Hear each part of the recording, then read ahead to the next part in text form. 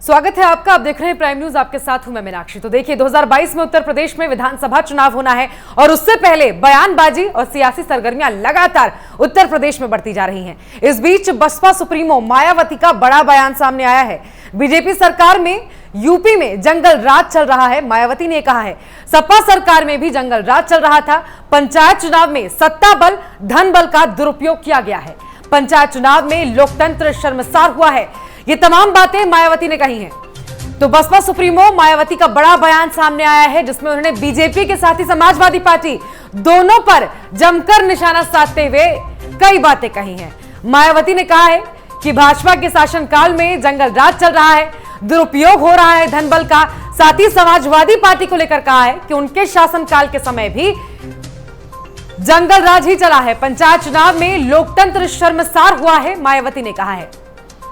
तो देखिए उत्तर प्रदेश में अगले साल चुनाव है। 2022 विधानसभा चुनाव से पहले तमाम पार्टियां पूरी तरह से सक्रिय हो गई हैं, चाहे बात सोशल मीडिया की हो या फिर जमीनी स्तर पर सड़क की बात हो या सोशल मीडिया, हर तरफ तमाम पार्टियां उत्तर प्रदेश की अब सक्रिय नजर आने लगी हैं। और इस बीच मायावती का यह बड़ा बयान सामने आया है।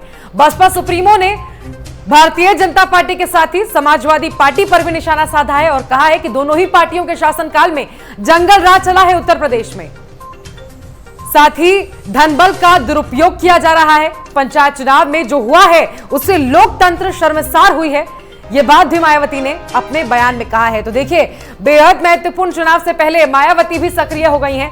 बयान लगातार मायावती की तरफ से भी सामने आ रहे हैं। इससे पहले भी जब 2 आतंकवादियों को, संदिग्ध आतंकवादियों को गिरफ्तार किया गया था, उस पर भी मायावती ने बयान देते हुए कहा था कि अगर यह घटना सही है तो इसकी जांच सख्ती से होनी चाहिए और अगर ये सही नहीं है तो राजनीति से प्रेरित इस तरह की घटनाएं लोगों के मन में शंका पैदा करती हैं। और एक बार फिर मायावती की ओर से भारतीय जनता पार्टी और समाजवादी पार्टी पर निशाना साधते हुए बड़ा बयान दिया गया है। मायावती ने कहा है कि पंचायत चुनाव में लोकतंत्र शर्मसार हुआ है।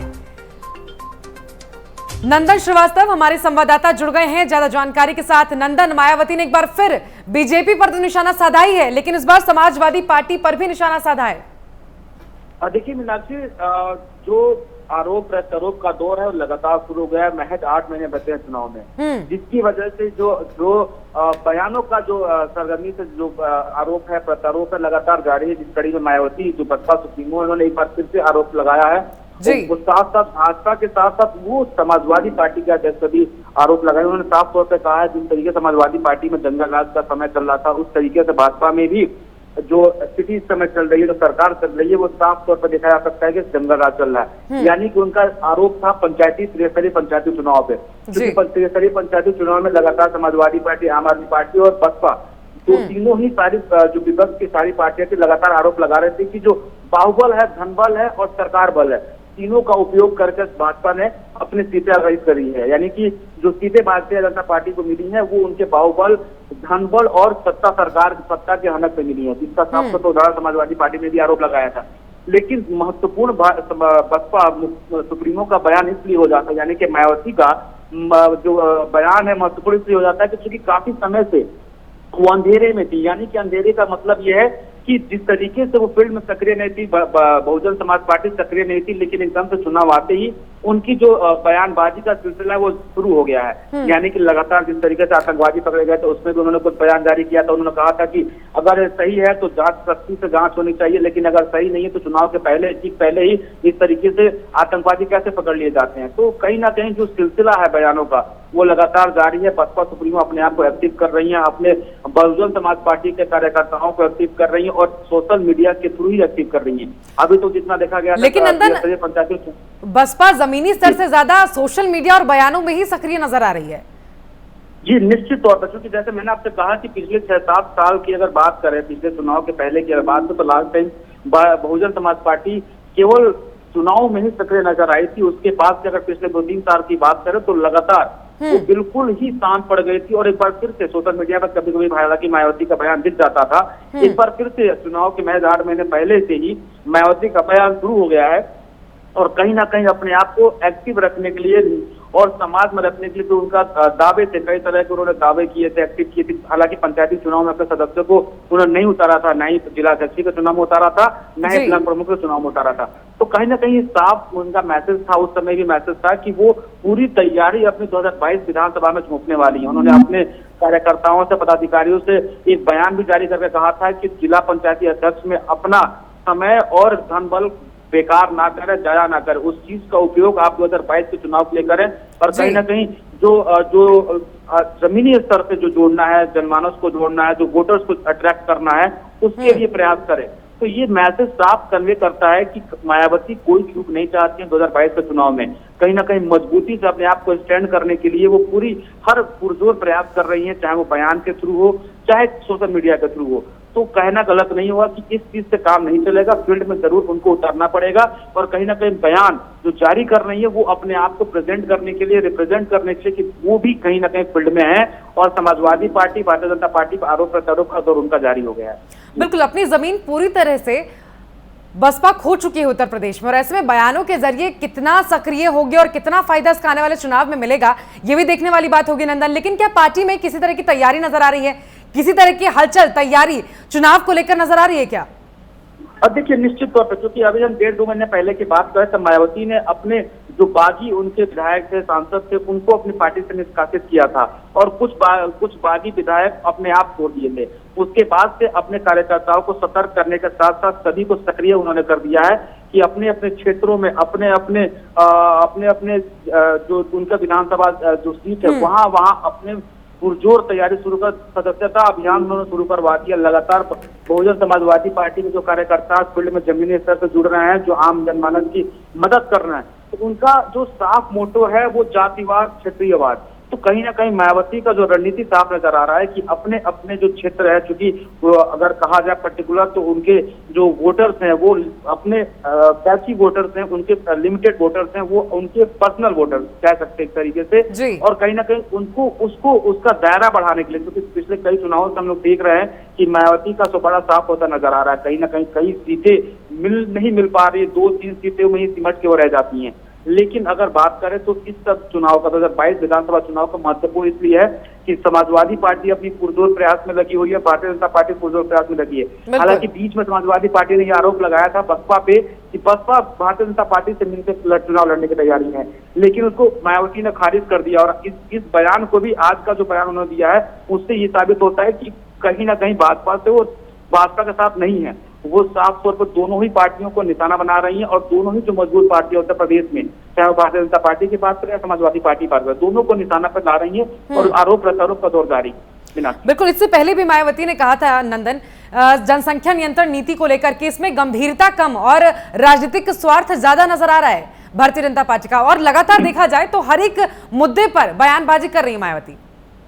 जी, निश्चित तौर पर, क्योंकि लगातार पिछले कई सारे डिसीजन उत्तर प्रदेश सरकार ने जो भी लिए हैं, चाहे वो अरेस्टिंग, जो एटीएस ने अरेस्टिंग की थी, आतंकवादी घुसखोरों ने बयान जारी किया, जो जनसंख्या नियंत्रण पर जो विधेयक बिल पास करने के लिए योगी आदित्यनाथ ने कहा था, उस पर उन्होंने बयान जारी किया। एक बार फिर से जो चुनाव जो सरगर्मी तेज हुई है उस पर भी उन्होंने फिर से बयान जारी किया। तो कहीं ना कहीं जो ट्रेंड चल रहा है, कह सकते हैं कि जो ट्रेंड इस समय चल रहा है उत्तर प्रदेश में, जो भी ट्रेंड चलता है उस पर मायावती का सोशल मीडिया के थ्रू बयान आ जाता है या फिर मीडिया के थ्रू बयान आ जाता है।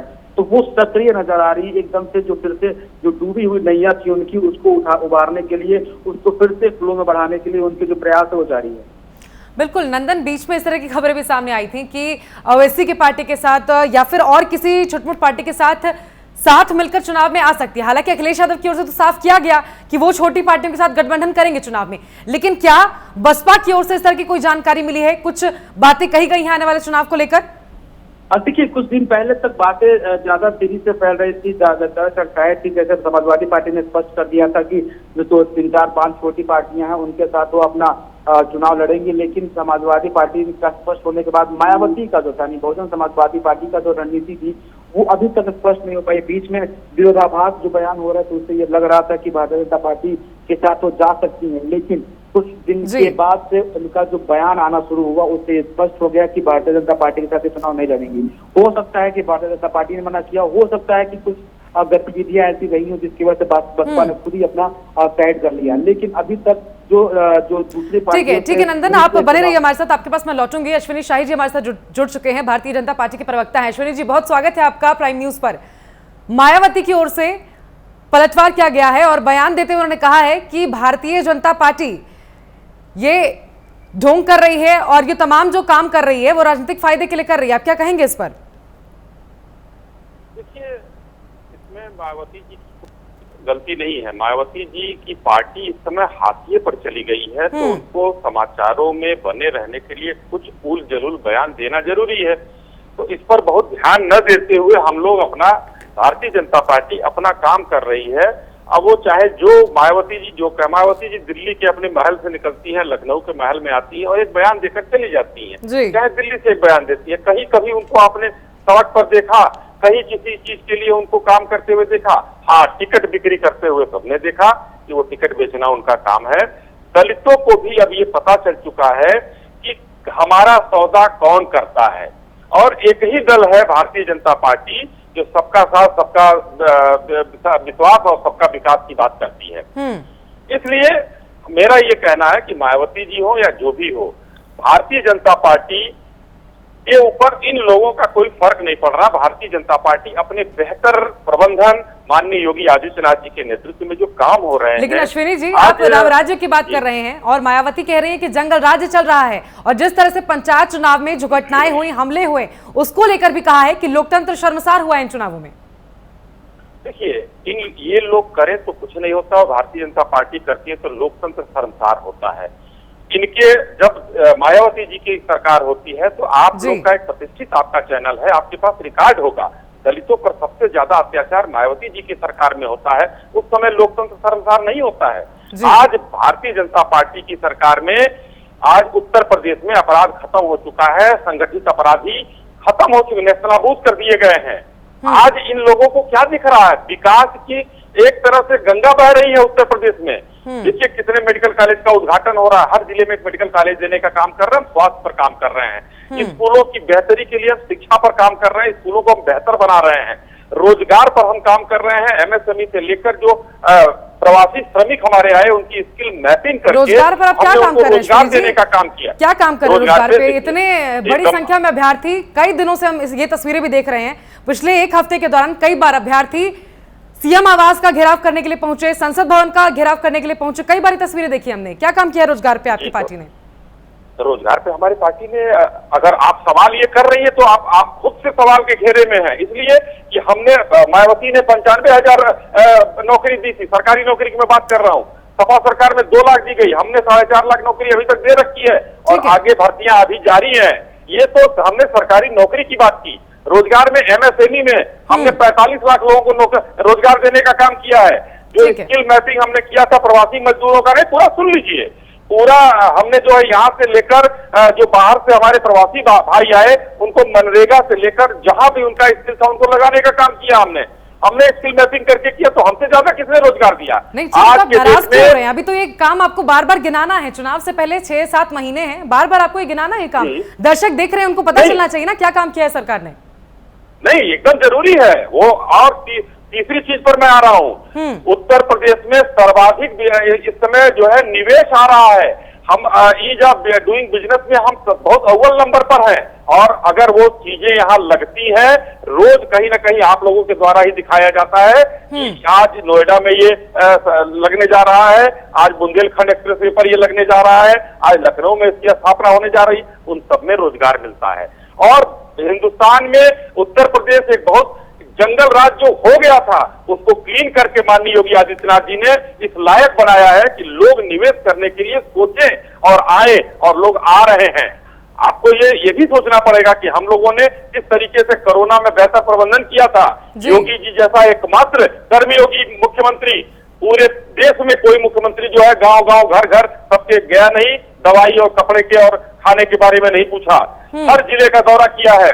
यहाँ तो मुख्यमंत्री ऐसे थे जो नोएडा जाने से डरते थे कि हम चले जाएंगे तो मेरी कुर्सी खत्म हो जाएगी, खतरे में चली जाएगी। और माननीय योगी आदित्यनाथ जी ने उम्मीद को तोड़ा, नोएडा गए, और नोएडा में देखिए कितना विकास का काम उन्होंने, और भी नोएडा विकसित था उत्तर प्रदेश में, लेकिन और भी विकास की धारा वहां बहाए उन्होंने।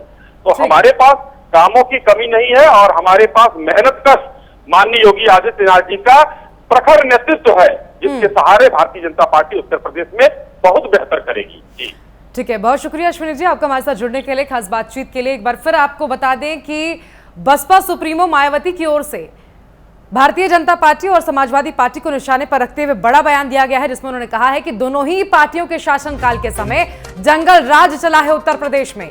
साथ ही उन्होंने ये भी कहा है कि धनबल का दुरुपयोग किया जा रहा है, पंचायत चुनाव में लोकतंत्र शर्मसार हुआ है। नंदन श्रीवास्तव लगातार हमारे संवाददाता हमारे साथ जुड़े हुए। नंदन, आपने तमाम बातें सुनी होंगी। इसके साथ ही 2019 में समाजवादी पार्टी और बसपा ने मिलकर चुनाव लड़ा था, लेकिन वो सफल नहीं रहा। शायद ये वजह भी है, गुस्सा लगातार निकालती रहती है समाजवादी पार्टी पर मायावती। देखिए बिल्कुल, निश्चित तौर पर चूंकि देखा जाए तो मायावती ने कई सारे चेंजेस किए हैं, कई सारे अपने ऑप्शन बनाए, कई सारे पार्टियों के साथ गठबंधन करना चाहते, लेकिन सबसे मुख्य पार्टी थी बुआ और भतीजे की, यानी कि समाजवादी पार्टी और बहुजन समाजवादी पार्टी। बुआ और भतीजे की जो रणनीति थी, यानी जो भी उन लोग का एक साथ चुनाव लड़ने का डिसीजन था, वो निगेटिव इसलिए साबित हो गया कि चुनाव का जो रिजल्ट आया वो बिल्कुल निगेटिव आया, बिल्कुल अपोजिट आया। कई जगह से दोनों ही पार्टियों के जो समर्थक से कई जगह विवाद भी हुए, आरोप प्रत्यारोप लगे कि अगर मेरे पार्टी का, समाजवादी पार्टी का अगर वहां पे चुनाव लड़ता कोई प्रत्याशी तो वो जीत जाता, बहुजन समाजवादी पार्टी का प्रत्याशी वहां पे लड़ता तो जीत जाता। उसके पास दोनों में ही मतभेद शुरू हो गए, समाजवादी पार्टी में और बहुजन समाजवादी पार्टी में। फिर बुआ और भतीजे का जो रिश्ता हुआ, तार हुआ, अलग हुआ, तो कहीं ना कहीं जो टोंट का सिलसिला था फिर से शुरू हो गया। बीच में कहीं ना कहीं जो अखिलेश यादव अपनी बुआ पर तंज कसते थे, तो कहीं ना कहीं जो बुआ यानी कि मायावती अखिलेश यादव पर तंज कसती थी। तो कहा जा सकता है कि दोनों का पार्टी का जो समीकरण रहा कभी सक्सेसफुल नहीं रहा। समाजवादी पार्टी ने कई सारे पार्टियों के साथ गठबंधन के, चाहे वो कांग्रेस के साथ या बहुजन समाजवादी पार्टी के साथ में, लेकिन जो इनका जो प्रयास था वो विफल रहा और इसकी वजह से बहुजन समाजवादी पार्टी और अखिलेश की पार्टी यानी समाजवादी पार्टी दोनों ही हमेशा से अलग रहे। दोनों की जो मानसिकता थी एक दूसरे से मैच नहीं की और आज यही वजह है कि दोनों ही पार्टी एक दूसरे के दुश्मन बनी है और दोनों ही पार्टी उत्तर प्रदेश में सबसे बड़ी पार्टियों में काउंट होती है। मीनाक्षी नंदन, बिल्कुल जिस तरह से लेकिन मायावती ने ये कहा कि जंगल राज चल रहा है बीजेपी की सरकार में, साथ ही समाजवादी पार्टी को भी इसमें लपेटे में लिया है, लेकिन ये समझना भी बहुत जरूरी है बाकी पार्टियां, बाकी विपक्षी पार्टियों की अगर बात करें नंदन, तो वो सड़कों पर नजर आ रही है। आम आदमी पार्टी देखिए अब अपनी जमीन तलाश रही है, कांग्रेस पार्टी सक्रिय हो गई है, प्रियंका गांधी दौरे पर है, लेकिन बसपा की बात करें तो बसपा कहां नजर आ रही है? और अगर ऐसी ही तस्वीर रहती है तो आने वाले चुनाव में किस स्थिति में रहेगी बसपा? देखिए मीनाक्षी, इसकी खास करके वजह अगर हम आपको बताएं तो आम आदमी पार्टी का स्कोप साफ है कि वो अपनी पूरा दिल्ली मॉडल लेके यूपी में लाना चाहता है। अगर वही कांग्रेस की बात करें तो कांग्रेस एक नेशनलाइज पार्टी है और अपनी वजूद को तलाशने में वो कोई कसर चूक नहीं चाहती है। अब तरह तरह के जो पैतरे हैं वो अपनाती है। लेकिन अगर बहुजन समाजवादी पार्टी की बात करें तो मायावती जो अकलौता ऐसा नाम है जो अपने पार्टी को स्टेबल करने की लगातार प्रयासरत रहती है, चाहे वो पहले की बात करें। और अगर बहुजन समाजवादी पार्टी की पहचान होती है तो वो केवल होती है मायावती के नाम से, और उसमें ना ही कोई मठाधीश है ना ही कोई बात। तो कहीं ना कहीं ये रणनीति साफ है कि जब मायावती खुद एक्टिव नहीं रहती है तो उनके पार्टी के सदस्य और पदाधिकारी कैसे एक्टिव रहेंगे। जो अगर फील्ड में उतर के, चूंकि पार्टियों का मुख्य उद्देश्य है, चूंकि 2 साल की अगर हम बात करें तो कोरोना काल में जिस तरीके से सभी पार्टियों ने अपना अपना सहयोग दिया मायावती का, लेकिन बहुजन समाजवादी पार्टी का था उसका कहीं सहयोग नहीं दिखा। समाजवादी पार्टी ने कई जगह रक्त अभियान चलाया, खून देने का अभियान चलाया, ऑक्सीजन सिलेंडर कई जगह अपने क्षेत्रों में बांटे। और वहीं आम आदमी पार्टी की बात करें तो कई जगह भोजन का इंतजाम किया कोरोना काल में। लेकिन अगर उसी क्रम में अगर हम बात करें बहुजन समाजवादी पार्टी की तो वो कहीं भी फील्ड में नजर नहीं है, ना ही उसके कार्यकर्ता नजर आया, ना ही कोई कैंपेन नजर आया। तो कह सकते हैं कि जो वजूद मायावती की पार्टी का यानी कि बहुजन समाजवादी पार्टी का हो गया है उसको तलाशने के लिए लगातार एक बार फिर से प्रयासरत हैं। उनके पार्टी के कई सारे ऐसे बागी विधायक हो गए जो या तो उन्होंने निष्कासित कर दिया उनको, या फिर वो खुद पार्टी छोड़ के दूसरी पार्टी में सम्मिलित हो गए। तो कहीं ना कहीं जो झटके लगे हैं मायावती को लगातार पिछले 5 सालों में, वो झटका इतना गहरा है कि उसको रिकवर करने के लिए मायावती बिल्कुल नंदन, हाल फिलहाल की बात है जब बसपा के विधायक जाकर मिले थे समाजवादी पार्टी के मुखिया अखिलेश यादव से, उनकी मुलाकात हुई थी, और ऐसे में अभी कोई चेहरा बचा है क्या बसपा के अंदर जो नेतृत्व कर सके आने वाले चुनाव में? देखिए, नेतृत्व तो बहुजन समाज पार्टी का हमेशा से मायावती करती आई है और आगे भी मायावती ही करेंगे। लेकिन अगर उनके वरिष्ठ पदाधिकारियों की बात करें तो ऐसा कोई बड़ा चेहरा नजर नहीं आ रहा जो पार्टी के रंग रूप बदल दे। यानी कि है तो, लेकिन मायावती उनको ना ही मौका देती है ना ही उनको स्टेबल करती है। यानी कि सबसे बड़ा मुख्य उद्देश्य ये है कि एक और एक चेहरा मायावती अपने आप को रिप्रेजेंट करती है और अपने पार्टी के सदस्यों को जिस तरीके से पहले की रणनीति उनकी हुआ करती थी कि सबका विकास सबका सहाय, लेकिन आज की परिस्थिति जो है वो वन मैन आर्मी की तरह लड़ती है, यानी कि अपने आप को रिप्रेजेंट करती हैं और अपने आप को ही सब कुछ करती हैं, और जो भी परिस्थिति अनुकूल नहीं होती है उनको वो अपने अनुकूलता के हिसाब से या तो पार्टी के सदस्यों को हटा देती हैं या फिर वरिष्ठ नेताओं को हटा देती हैं। यानी कि नंदन, रोकूंगी मैं आपको। मनोज यादव हमारे साथ जुड़ चुके हैं, समाजवादी पार्टी के प्रवक्ता हैं। मनोज जी, बहुत स्वागत है आपका प्राइम न्यूज पर। मायावती की ओर से आपकी पार्टी पर टिप्पणी करते हुए कहा गया है कि आपके शासनकाल में भी जंगल राज हुआ। देखिए, मायावती जी कोई बात कहें या कोई और राजनीतिक दल कहे, उससे पहले समाजवादी पार्टी ने और आदरणीय राष्ट्राध्यक्ष जी ने जब वो उत्तर प्रदेश के मुख्यमंत्री हुआ करते थे, तो जब भी मीडिया के लोगों ने पूछा कि उत्तर प्रदेश में लॉ एंड ऑर्डर एक सब्जेक्ट है, तो उन्होंने कभी नकारा नहीं। क्यों? क्योंकि उत्तर प्रदेश में अराजकता का कोई समाजवादी पार्टी के आ जाने से थी या तमाम सारी व्यवस्थाएं जो खराब थी वो सपा नहीं खराब की थी, ऐसा बिल्कुल मैं इस बात से सहमत नहीं हूँ। समाजवादी पार्टी भी इस बात में विश्वास नहीं करती। 24 करोड़ की जनसंख्या है, उत्तर प्रदेश में अपराध को कंट्रोल करना एक बड़ा काम है, और जो भी सत्ता बनेगी उसको ये चैलेंज को स्वीकार करना पड़ेगा और उसके लिए बहुत सारे नए मैकेनिज्म तैयार करने पड़ेंगे। लेकिन कुछ लोग हैं जो मंत्र से और घंटे से ही सारी व्यवस्थाएं ठीक कर लेते हैं। मायावती जी पे कोई टिप्पणी नहीं, बस सिर्फ इतना कहना है कि राजनीतिक दल हैं और चुनाव है, तो सबको अपने अपने को हाईलाइट करने के लिए किसी दूसरे राजनीतिक। मनोज जी, 2019 में दोनों ही पार्टियां, समाजवादी पार्टी, आपकी पार्टी और बहुजन समाजवादी पार्टी मिलकर चुनाव लड़ी थी, लेकिन सफल नहीं रहा आपका गठबंधन। आने वाले चुनाव में क्या उम्मीद की जा सकती है? क्या हमेशा सॉफ्ट रहती है आपकी पार्टी बसपा को लेकर? देखिए, सॉफ्ट का हमारे तमाम सारे ऐसे मुद्दे हैं। हमारा दलितों पिछड़ों का जो आंदोलन है, जो उनके हक कवाली की बात है, वो है कहीं ना कहीं जो है, उस बात को इनकार नहीं किया जा सकता। लेकिन सॉफ्टनेस इसलिए भी है कि वो सत्ता में नहीं है, और विगत 10 साल से ज्यादा हो रहा है वो सत्ता से बाहर हुए उनको, और जो सत्ता में है 2014 से अब तक, सवाल जवाब उनसे होंगे कि उनके पास क्या मंत्र है, क्या कोई अचूक होम यज्ञ हवन कुछ कराएंगे क्या जो उत्तर प्रदेश का लॉ एंड ऑर्डर सही हो जाए, जहाँ चीर, दुशासन, दुर्योधन, धृतराष्ट्र सब उपलब्ध है। तो इस महाभारत को खत्म करने के लिए 2022 में समाजवादी सड़कों पे उतरेंगे, और इस प्रदेश को मैं फिर आपको बड़ी विश्वास के साथ और उम्मीदों और सच्चाई के साथ कह रहा हूँ, हम फिर एक सुरक्षा का नया मानक तैयार करेंगे, जिससे कि उत्तर प्रदेश में अपराध का बहुत कम समय बाकी है मनोज जी, 7-8 महीने का वक्त ही है, सब कुछ साफ हो जाएगा। चलिए, बहुत शुक्रिया आपका हमारे साथ जुड़ने के लिए, खास बातचीत के लिए। नंदन, आपका बहुत शुक्रिया हमारे साथ जुड़ने के लिए, तमाम जानकारी हमारे दर्शकों तक पहुंचाने के लिए। तो देखिए, बसपा सुप्रीमो की ओर से तंज किया गया है भारतीय जनता पार्टी पर, समाजवादी पार्टी पर, और कहा है कि जंगल राज चला है दोनों शासनकाल में।